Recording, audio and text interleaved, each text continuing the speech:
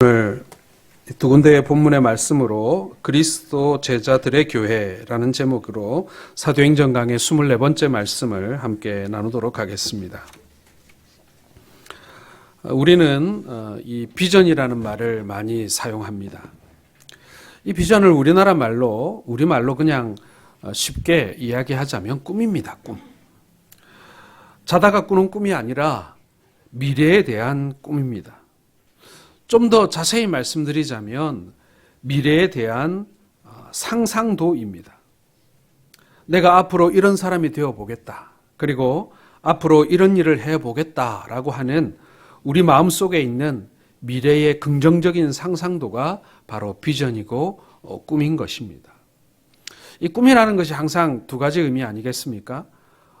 하나는 그 꿈도 꾸지 마 이렇게 말하는 허황되고 그리고 허무한 그런 상상을 일컬을 때 꿈이라고도 하고요.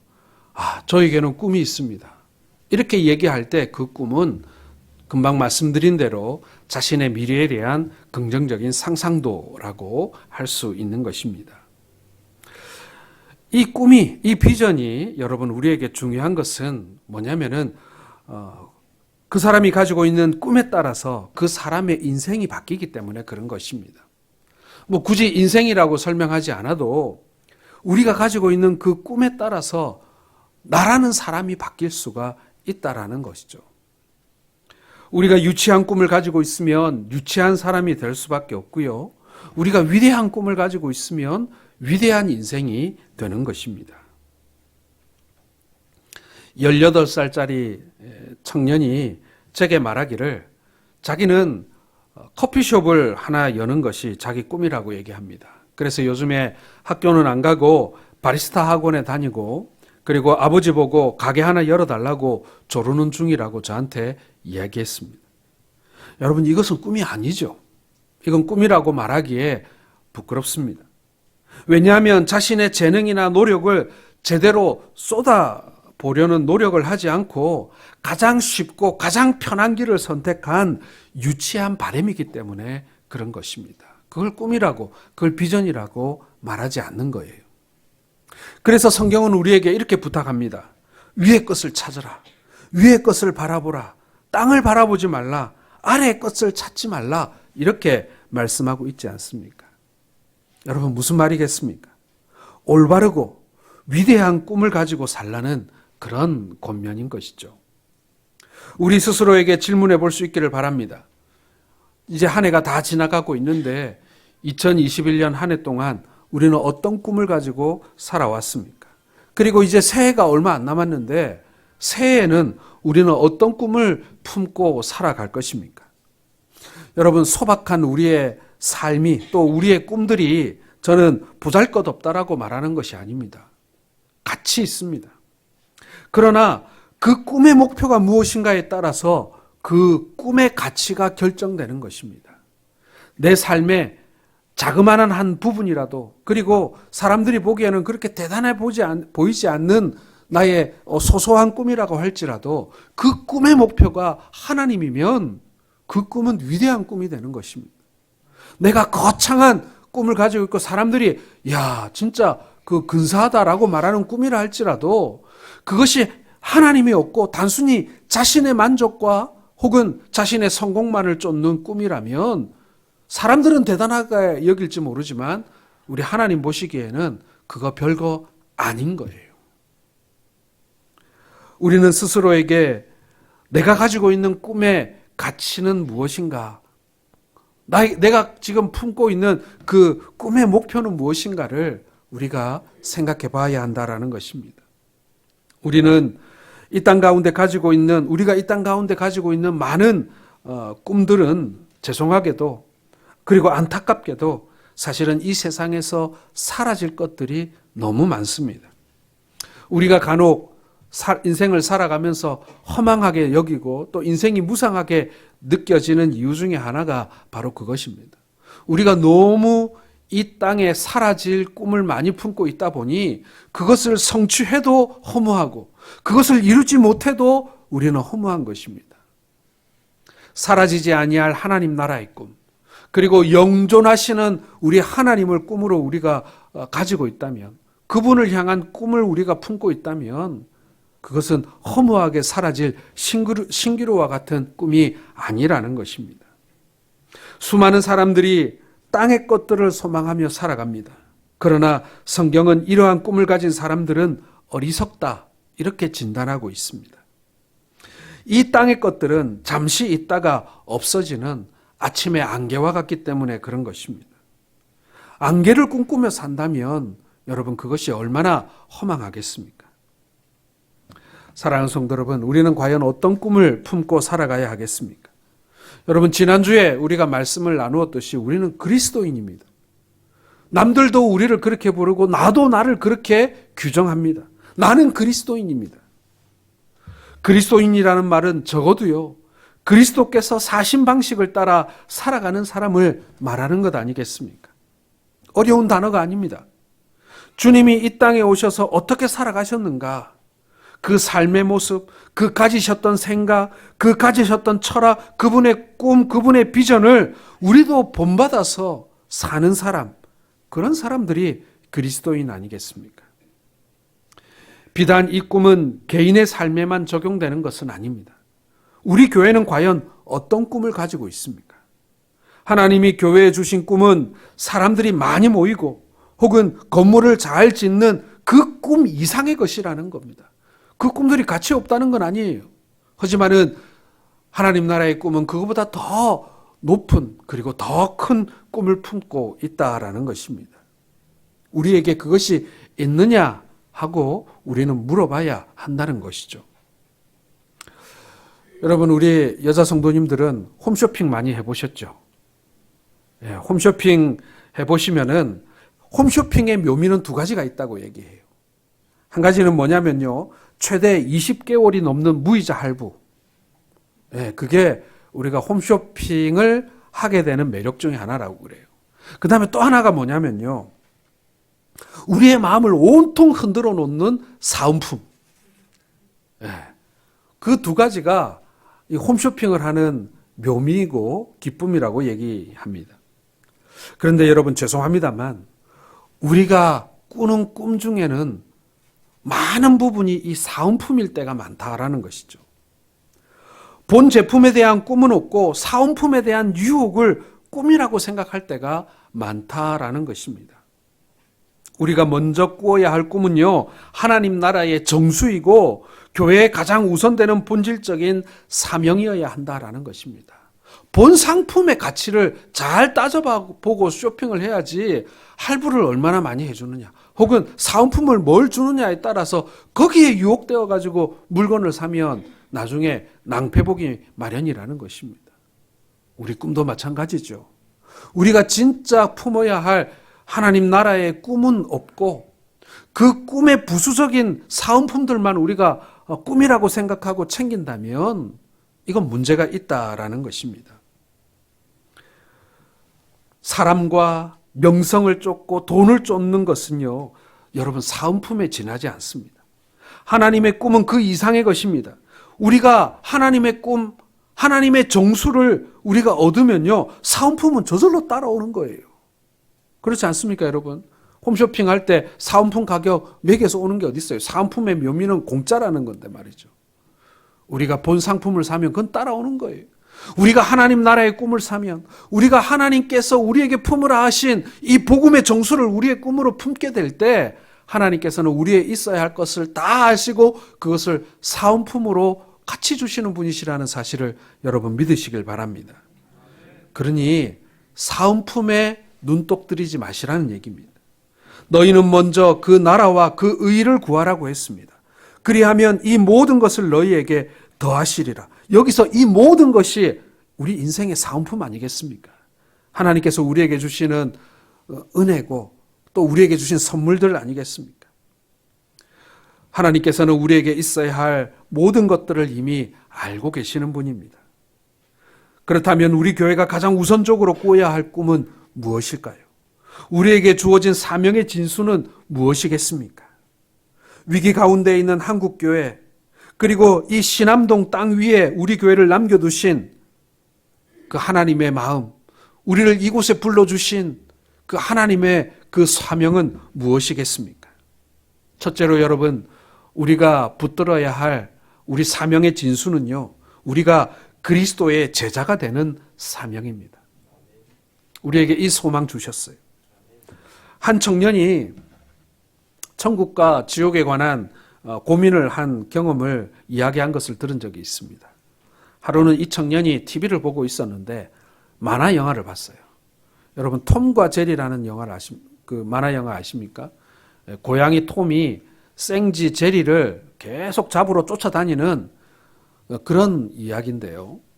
하루는 이 고양이 톰이 제리를 막 괴롭히다가 그 괴롭힌 죄가로 지옥에 떨어지는 이야기입니다. 이 고양이 제리가 지옥에 떨어져서 고난당하는 그런 내용의 만화 영화를 본 거예요. 이 청년이 그 만화 영화를 재밌게 보고 났는데 고민에 빠졌어요. 나도 지옥 가면 어떡하지? 만화 영화를 보고 이렇게 깊은 고민을 하는 사람이 있더라고요. 고민을 합니다. 그러다가 얼마나 고민을 했는지 그날 밤 잠을 자는데 악몽까지 꾼 거예요. 이튿날 망설이던 중에 결심하고 집 가까이에 있는 교회를 찾았습니다. 그리고 교회에서 제일 먼저 만난 사람에게 자기가 본 만화 영화 얘기도 하고 자기가 꾼 꿈 이야기도 한 것입니다. 그러자 이 성도가, 교회에서 만났으니까 성도겠죠, 그렇죠? 이 성도가 그 청년을 바라보면서 이렇게 얘기합니다. 지옥 가고 싶지 않죠? 에이, 물론 가고 싶지 않죠. 그러면은 이 기도를 따라 해보시기 바랍니다. 이 청년이 이 성도를 따라서 함께 기도하기 시작합니다. 사랑하는 예수님, 사랑하는 예수님, 제가 죄인인 것을 압니다. 제가 죄인인 것을 압니다. 예수님께서 나의 죄를 대신해서 돌아가셨다는 것을 믿습니다. 저에게 오셔서 저의 구주가 되어 주옵소서. 예수님 이름으로 기도드립니다. 아멘까지 야무지게 했어요. 기도가 끝나자 이 성도가 그 청년에게 이렇게 얘기했습니다. 이제 당신은 평생 지옥 걱정하지 않고 사셔도 됩니다. 이렇게 말해주더라는 것입니다. 청년이 생각했습니다. 정말입니까? 이 기도문 하나 따라 했다고 지금 제가 구원받은 것입니까? 제가 예수 그리스도의 제자가 된 것입니까? 예수님을 따른다는 것이 고작 이겁니까? 예, 물론 구원의 시작은 거기서 시작되는 거예요. 우리가 그렇게 영접하고 우리가 믿음의 결단을 하고 이제 신앙생활을 하는 것이죠. 짧고 간단한 고백이지만 이것이 시작입니다. 그러나 이것을 전부라고 말할 수 있겠습니까, 여러분? 성경에서 예수님이 제자들에게 다가가서 뭐라고 말씀하십니까? 나를 따르라라고 말씀하십니다. 기도문을 한번 외우라고 하는 그 요청이 아니라 그것도 필요하죠. 예수님도 베드로에게 너는 나를 누구라고 생각하느냐라고 신앙 고백을 요구하셨어요. 그러나 그와 더불어서 가진 것을 모두 버리고 예수님을 따르라는 초청을 예수님께서는 하십니다. 그로부터 2000년이 지난 지금 다양한 문화가 생겨났고 교회도 많은 부분이 변했습니다. 그런데 여러분, 우리가 언젠가부터 이 변화 속에서 예수님의 나를 따르라고 하는 이 초청을 잃어버리기 시작했습니다. 어찌 보면은 기도문을 따라하고 고백을 따라하고 우리가 그렇게 믿음의 결단을 하는 것, 그것도 쉬운 것은 아니죠. 하지만은 사실 그렇게 고백하는 것 다음에 훨씬 더 길고 훨씬 더 우리에게 많은 것을 희생케 하는 나를 따르라는 초청도 있다라는 것입니다. 그런데 이걸요, 사람들이 힘들어하는 거예요. 고백은 합니다. 고백도 따라합니다. 영접도 합니다. 그런데 나를 따르라고 하는 이 일은요, 너무 길고 너무나 많은 대가를 요구하다 보니 사람들이 거기서 멈칫하는 것입니다. 그리고 교회는 그런데 부담 갖지 마세요. 고백하셨으니까 이제 구원받았습니다. 예수를 따르는 그 삶에서 우리가 감당해야 할 헌신과 희생과 그리고 그 충성을 우리는 언젠가부터 그것까지 안 하셔도 됩니다. 그 부담스럽고 힘든데 그냥 주일날 교회만 잘 오시면 됩니다. 라고 말하고 있지는 않습니까? 시작은 더 많은 사람들을 예수님께로 인도해야 한다라는 선하고 좋은 의도였지만 결과적으로 예수님의 도전적인 나를 따르라고 하는 이 말들을 우리는 언젠가부터 진부한 말이라고 우리가 그렇게 취급하고 있지는 않는가 하는 것입니다. 이 과정에서 우리는 예수님의 보혈을 물탄 복음으로 바꾸어 버렸습니다. 요즘엔 너무 희석된 나머지 이제는 기독교의 본 메시지인 이 복음마저도 우리가 잃어버려 가고 있다는 것입니다. 결과는 참으로 참혹합니다. 예수님의 제자가 아닌 많은 사람들이 오늘날 잘못된 기독교 문화 속에서 자신이 그리스도인이라고 착각하며 믿고 살아가고 있습니다. 그리고 이것이 신앙생활의 전부라고 생각하는, 어떻게 보면은 교회 생활만 하는, 교회 밖에서의 삶은 전혀 그리스도인답지 않으면서 교회 안에서의 삶만이 존재하는 그런 반쪽, 아니 반의 반쪽밖에 안 되는 믿음 생활을 우리가 하고 있는 것은 아닙니까? 예수님은 심지어 이런 일이 있을 것을 경고까지 하셨습니다. 예수님께서 하신 말씀 마태복음 7장 22절과 23절의 말씀을 보면요, 그날에 많은 사람들이 내게 말할 것이다. 주여 주여 우리가 주의 이름으로 선지자 노릇도 했고요, 귀신을 또 쫓아냈고요, 많은 권능을 행하지 않았습니까? 그런데 예수님은 이렇게 말씀하세요. 내가 너희를 도무지 알지 못하겠다. 불법을 행하는 자들아 내게서 떠나가라. 여러분, 너무나도 두려운 말 아니겠습니까? 나는 그리스도인이라고 생각하고 예수 제자라고 생각하며 그렇게 살아왔는데 나는 너를 모르겠다.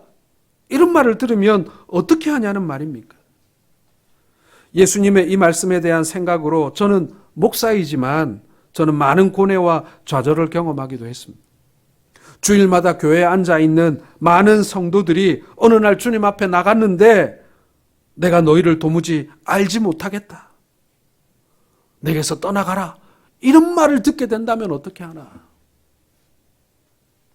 우리가 말씀을 듣고 그리고 성경을 배우고 우리가 같이 신앙생활을 했는데 내가 목회하던 교회의 성도들이 주님 앞에 섰을 때 난 너 모르겠다라는 말을 들으면 어떡하나? 그런 걱정이 되고 그런 마음의 부담을 느끼게 되는 것입니다. 그런 두려움을 느끼게 되는 거예요. 우리는 아주 다급하게 우리의 삶을 되돌아봐야 합니다. 진실로 성경적으로 그리고 개인적으로 내가 예수님의 제자된 삶을 살고 있는지 꼭 반문해 봐야 합니다. 나는 지금 그리스도인답게 살고 있는가? 나를 따르라고 하신 그 말씀을 나는 지금 따르고 있는가? 우리의 영혼은 이 질문에 대한 답에 달려 있는 것입니다. 제자가 되느냐 마느냐의 선택은 잘못된 것입니다. 우리는 이미 제자의 길에 서 있거든요. 구원받은 백성이라면 선택의 여지는 없는 것입니다. 제자답게 살아야 합니다. 내게 있어서 제자의 삶을 살려고 하는 의지나 그 길에서 만나는 갈등조차 우리가 지금 가지고 있지 않다면 유감스럽게도 우리는 우리의 구원의 문제부터 다시 재점검해 봐야 합니다. 내가 진짜 구원받았는지 말이죠. 그러므로 우리는 그리스도의 제자가 어떤 사람이고 어떤 임무를 가지고 있는지, 그런 문제는 신앙에 있어서 옵션이 아니라 핵심이라는 사실을 우리는 기억해야 합니다. 우리가 예수님의 제자의 비전을 갖는 것, 교회에서도 많은 비전 중에 하나가 아니라 우리의 소명의 정수가 바로 우리가 제자의 삶을 사는 것이라는 것입니다.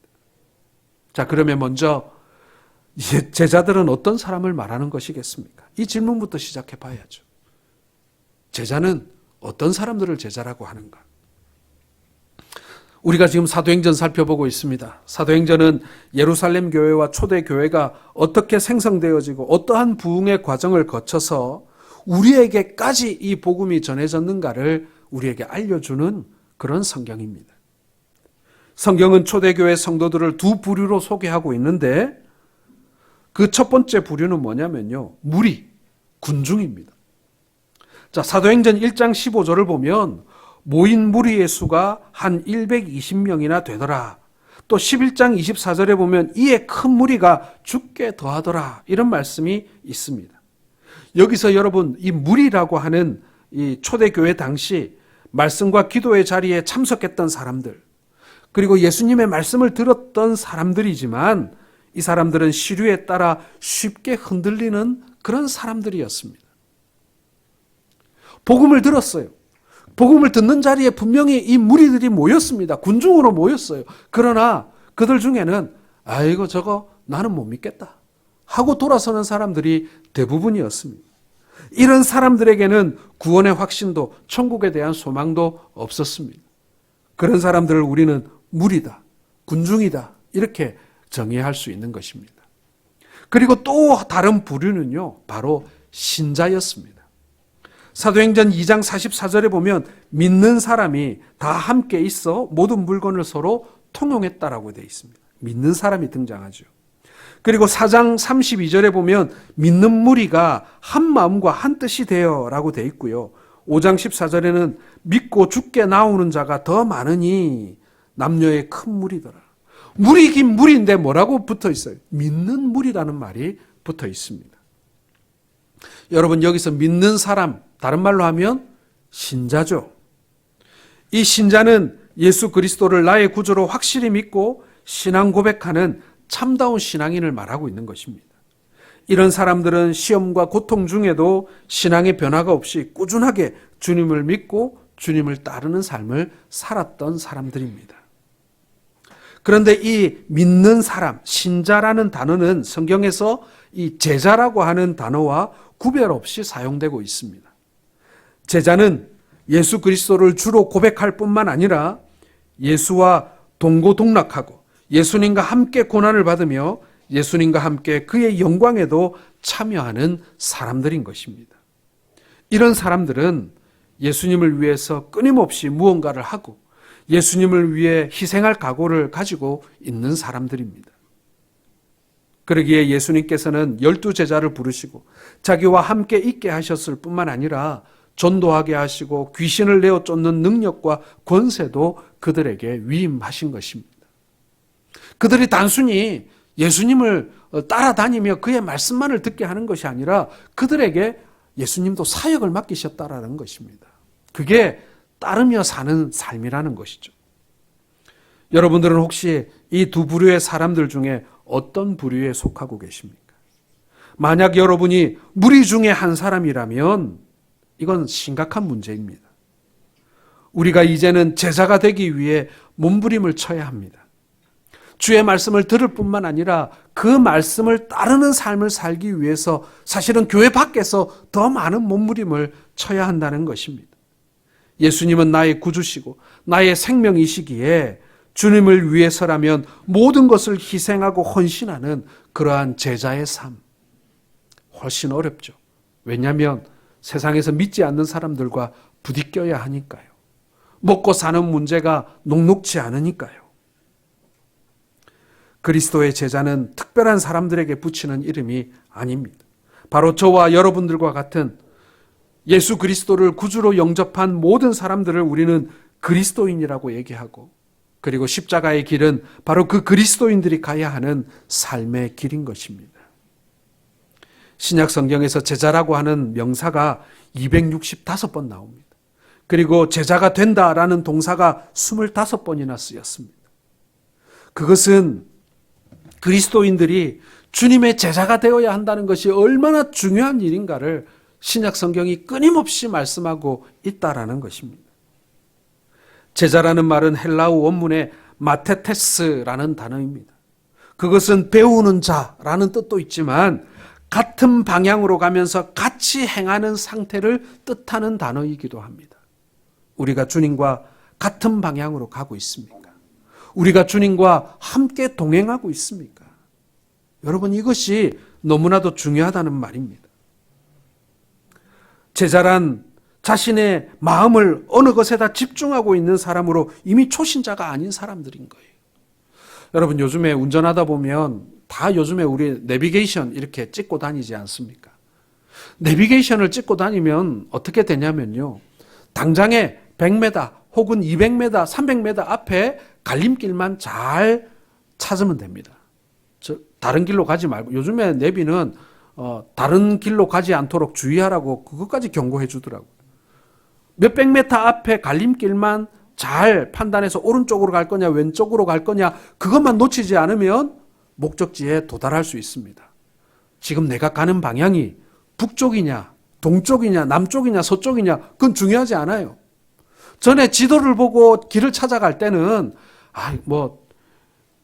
길을 잠깐 놓쳤더라도 계속 북쪽으로 가다 보면 또 길이 나오겠지. 혹은 계속 남쪽으로 가다 보면 길이 나오겠지. 이 사고가 됐는데 내비게이션을 사용한 이후로는 내가 지금 동쪽으로 가는지 북쪽으로 가는지 그거 중요하지 않아요. 100m 앞에 갈림길만 잘 판단하면 되는 거예요. 여러분, 우리가 지금 그렇게 살고 있지는 않습니까? 내가 지금 북쪽으로 가고 있는지 남쪽으로 가고 있는지 이거 알고 가야 되는데 내가 지금 어느 쪽 방향으로 가는지는 모르고 당장 100m 앞에 갈림길만 내가 지금 보고 있는 거예요. 내 발밑만 보면서 가고 있는 거예요. 그러다 보면 우리가 가야 할 정말 중요한 목표, 정말 중요한 큰 방향은 우리가 잃어버리고 그저 하루하루 먹고 사는데 그리고 당장의 이 어려움이나 형편을 우리가 해결하는 데에만 급급해서 살다 끝나버리지 않겠는가. 여러분, 오늘 제자는요 주님과 같은 방향을 바라보는 사람입니다. 우리가 갈팡질팡할 수도 있어요. 좌로 우로 헤맬 수도 있어요. 길을 놓칠 수도 있어요. 그러나 우리 주님 가시는 방향이 동쪽이라면 결국에는 우리가 동쪽을 따라가야 되는 거예요. 신앙의 처음 상태를 떠나서 복음에 대해서 배움에 대해서 종사하고 더 나아가 예수 그리스도를 나의 모든 소유와 시간과 생명까지 기꺼이 내어드리는 그런 사람들, 그리고 주님과 함께 같은 방향을 바라보고 그 같은 방향을 향해 꿋꿋이 나아가는 사람들, 바로 제자가 되는 길이라는 것입니다. 교회의 첫째 되는 사명 역시도 제자가 되고 새로운 제자를 길러내는 사명입니다. 교회가 이 사명을 잃어버리면요 더 이상 교회라고 하기 어렵습니다. 자, 그렇다면 우리는 지금 이 시대에 제자의 삶을 산다는 것이 어떤 의미이겠습니까? 제자가 되어야 하죠. 제자의 삶을 살아야 하는데 그러면은 그 삶은 무엇입니까? 첫째는요, 하나님을 온전히 섬기는 것이 제자의 삶입니다. 하나님을 어떻게 섬긴다고요? 온전히 섬기는 것. 우리가 생각하기를 예수 잘 믿어라 이렇게 얘기합니다. 예, 잘 믿는다는 말 속에는 똑바로 믿어라는 말도 있고 그리고 열심히 믿어라는 말도 있습니다. 그러나 여러분, 엄격히 말해서 우리가 예수를 어떻게 믿어야 되냐면요, 온전히 믿어야 합니다. 바나바가 안디옥에 파송된 계기가 있습니다. 예루살렘 교회에 전해진 소식에 의하면 예루살렘에서 이 쫓겨난 그리스도인들이 베니게와 구브로와 안디옥에서 유대인들에게도 복음을 전하고 또 그 사람들이 전도를 받아서 이 헬라인들에게도 복음을 전한 것입니다. 이때 주의 손이 그들과 함께해서 큰 부흥이 일어났다라고 합니다. 그래서 안디옥 교회가 형성이 됩니다. 과연 바나바가 안디옥에 가서 보니 하나님의 은혜가 충만했다라고 성경은 기록합니다. 여러분, 이 안디옥 교회의 부흥에 하나님의 역사와 은혜가 가장 근본적인 원인 아니겠습니까? 사람들의 지혜나 수완이 아니었어요. 하나님의 능력으로 그 교회가 생겨난 것입니다. 그러므로 그리스도의 제자들은요, 이러한 하나님의 능력을 의지하는 사람들입니다. 세상의 그 어느 곳보다도 하나님의 능력을 가장 높은 가치에 두고 사는 사람들이 바로 이 그리스도인들입니다. 그래서 마태복음 22장 37절 38절 우리가 한번 같이 읽어보겠습니다. 예수께서 이르시되 내 마음을 다하고 목숨을 다하고 뜻을 다하여 주 너의 하나님을 사랑하라 하셨으니 이것이 크고 첫째 되는 계명이요.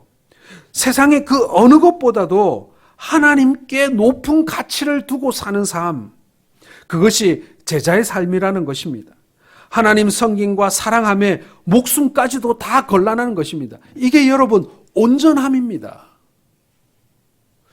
하나님을 잘 섬긴다, 열심히 섬긴다, 최선을 다한다. 그런데 문제는 세상도 그렇게 열심을 섬기는 거예요. 하나님도 열심히 섬기지만 돈도 열심히 섬깁니다. 하나님도 열심히 섬기지만 세상도 그렇게 열심히 섬깁니다. 오늘 말씀하고 있는 것은 하나님과 돈을 겸하여 섬길 수 없다. 하나님과 세상을 겸하여 섬길 수 없다. 바로 그런 말씀인 것입니다. 이게 여러분 온전히 섬기라는 말씀입니다. 우리가 세상에서 열심히 살지 말라는 뜻은 아니죠.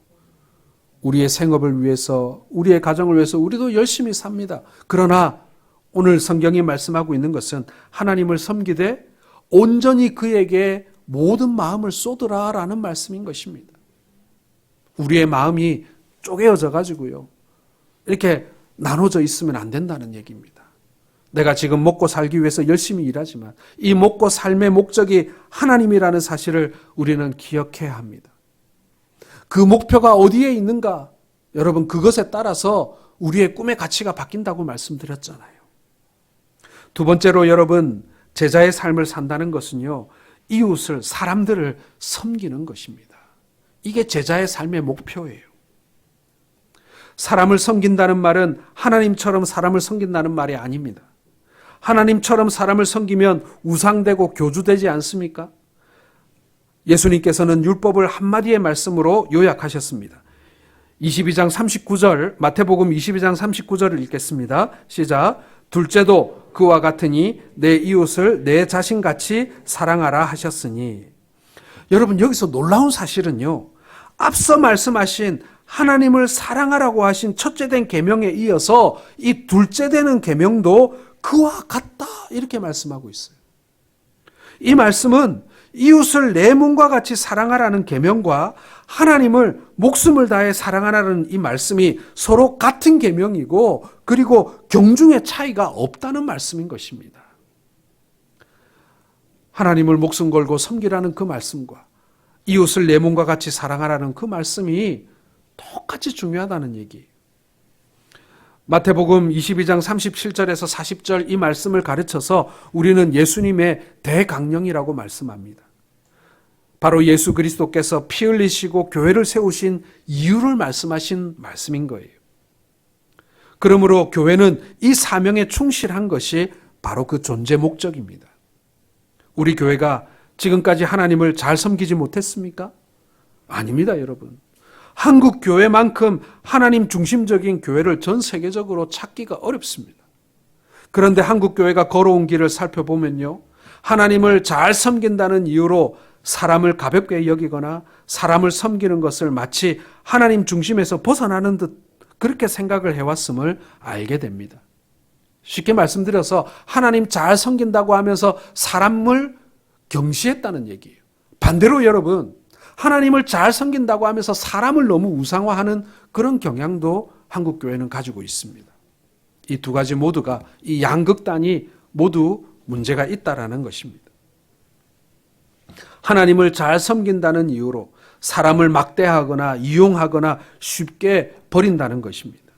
하나님 중심이 되어 가면 갈수록 비인간적이 되어서 간 것이 사실 한국 교회에 지나온 부끄러운 모습이기도 하다라는 것입니다. 특히 목사들이 많이 회개해야 되지요. 성도들을 직분에 따라 차별하거나 경제적인 배경이나 사회적 배경을 따라 교인들을 경중을 따지는 것, 이건 여러분 비인간화의 극치 아니겠습니까? 하나님 잘 섬기는 길은요, 좋은 의미에서 교회에 사람 냄새가 나야 한다는 것입니다. 그런 사람 냄새가 나는 교회가 되어야 한다는 것입니다. 우리가 그 어떤 것보다도, 그럴싸한 명분보다도 사람을 귀하게 여겨야 한다라는 이야기입니다. 말로, 행위로 사람에게 상처 주고 공격하면서 드리는 예배를 하나님께서는 결코 기뻐하시지 않는 것입니다. 물론 진리를 손상해서도 안 됩니다. 인간됨을 소중히 여기는 것과 인간의 욕망을 쫓는 것은 분명히 구분해야 합니다. 인간의 부정적인 이기심은 교회가 다스려야 합니다. 그러나 그리스도의 사람을 찾고 길러내고 투자하는 것을 교회는 첫째 되는 사명으로 여겨야 하는 것입니다. 우리 성도님들이 기도할 때, 우리 장로님들이 기도할 때 다음 세대를 위해서 기도를 많이 하십니다. 여러분, 다음 세대를 위해서 기도한다는 거 뭐겠어요? 다른 것이 아닙니다, 여러분. 그들에게 투자하는 것입니다. 그들에게 우리가 투자하는 것입니다. 우리 어린이들과 청소년들과 청년들에게 여러분 우리가 투자하는 것입니다. 오늘 이제 2부 예배 마치고 나면 이제 재직회도 하고 이제 다음 주에 공동회의도 할 텐데 우리가 예산 세우지 않습니까? 우리가 다음 세대를 위해서 얼마나 투자하는지를 한번 생각해 보세요. 다음 세대를 위한다는 것이 다른 거 아니잖아요. 지금 우리 작년 세대를 위해서 우리가 투자하고 있느냐? 아니면 우리의 미래 세대를 위해서 지금 우리가 투자하고 있느냐? 그걸 우리가 판단해 봐야 한다는 것입니다. 여러분, 우리 교회의 목표는 무엇입니까? 올해 다르고 내년에 바뀌는 그런 것이 아니고 우리가 이 세대에 부름받은 사명이 무엇입니까? 우리 교회는 필요하고 갖추어야 할 것들이 많이 있습니다. 그것을 구하는 것도 분명 필요한 일입니다. 예배당도 지어야 합니다. 그리고 조직도 해야 되고요. 일꾼도 세워야 합니다. 그러나 가장 먼저 앞서 우리의 사명을 분명히 하고 우리를 불러주신 목적대로 우리가 좌표를 재조정해야 합니다. 여러분, 우리의 비전을 기억하시기 바랍니다. 우리 주보에 보면 이 공동체 고백이라는 이 글이 아주 깨알같이 적혀 있습니다. 이것이 여러분 우리 성동교회이기 때문에 우리가 가지고 있는 비전이 저는 아니라고 생각을 합니다. 성경이 말씀하고 있는, 성경이 우리에게 주신 그 복음이 추구하고 있는 믿음이 무엇이고 제자가 무엇이고 교회가 무엇이고 우리가 세상을 어떻게 바라봐야 하는가에 대한 그런 고백이 담겨져 있는 것 아니겠습니까? 우리의 꿈, 우리의 비전을 가지고 주님께서 우리에게 걸으라고 하신, 우리에게 달려가라고 하신 그 길을 주님 오시는 그날까지 힘써 달려가시는 예수 제자의 길, 그 십자가의 길을 걸어가시는 우리 모든 성도들 되시기를 주의 이름으로 축원합니다. 기도하겠습니다. 아버지 하나님,